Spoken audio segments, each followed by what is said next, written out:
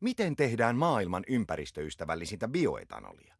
Tähän kysymykseen etsimme vastausta, kun suunnittelimme omaa etanolitehdasta ST1:lle. Heti aluksi hylkäsimme perinteiset tavat tehdä biopolttoainetta. Emme halunneet vartavasten toisella puolen maapalloa viljeltyjä tai laivaan lastattuja raaka-aineita. Huomasimme, että ympärillämme on energiaa, joka kirjaimellisesti heitetään hukkaan. Biojätettä. Sellaista jätettä, jota leipomot, meijerit, panimot ja monet muut elintarviketehtaat kippaavat tonneittain kaatopaikoille. Mutta ongelma oli kuljetus. Perinteiset etanolitehtaat ovat suuria ja biojätteen kuljettaminen ympäri maata olisi turhan kallista ja aikaa vievää. Toisin sanoen täysin typerää. Silloin keksimme, että koko ajattelu pitää kääntää ihan toisin päin. Ei rakenneta yhtä jättimäisen isoa tehdasta, vaan monta pientä. Kun jätevuori ei tule tehtaan luo, niin viedään tehdas jätevuoren luo. Tästä ajatuksesta syntyi täysin uusi tapa tehdä bioetanolia. Hajautettu tuotanto.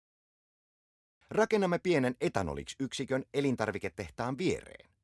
Tehtaan biojäte ja muu sivuvirta ohjataan kaatopaikan sijaan tähän yksikköön. Siellä siitä käytetään ja tislataan 85% etanolia uudella, tehokkaammalla tavalla. Voima tähän prosessiin otetaan luonnollisesti uusiutuvista energialähteistä.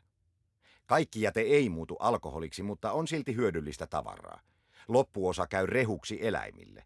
Ja koska etanoliksi tehtaat ovat paitsi lähellä elintarviketehtaita, myös lähellä maatiloja, säästetään jälleen kuljetuksessa. Etanoli kuljetetaan eteenpäin samoilla säiliöautoilla, jotka tuovat huoltoasemille polttonesteitä. Paluumatkalla auto tankkaa etanoliksi yksiköstä täyden lastin bioetanolia. Näin vältetään turha tyhjillä autoilla ajaminen. Seuraavaksi etanoli pitää väkevöittää, jotta se voidaan sekoittaa bensiinin joukkoon. Säiliöautot tyhjäävät etanolin absolutointiyksikköön, jossa se väkevöidään lähes 100-prosenttiseksi alkoholiksi.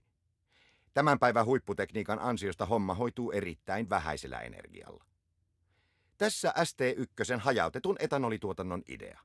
Ripotellaan tehtaat ympäri maailmaa sinne, missä elintarviketeollisuus tuottaa biojätettä ja missä maatilat käyttävät ylijäävän osan hyödyksi. Pidetään energian käyttö kurissa ja ympäristö puhtaana. Näin saadaan maailman puhtainta bioetanolia, jonka valmistaminen ei synnytä käytännössä lainkaan ylimääräisiä kasvihuonekaasuja.